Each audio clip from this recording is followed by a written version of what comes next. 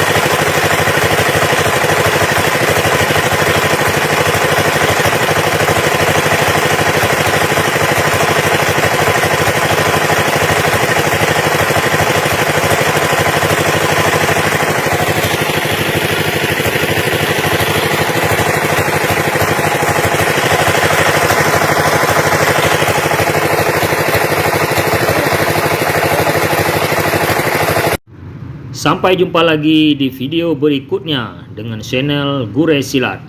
Wassalamualaikum warahmatullahi wabarakatuh.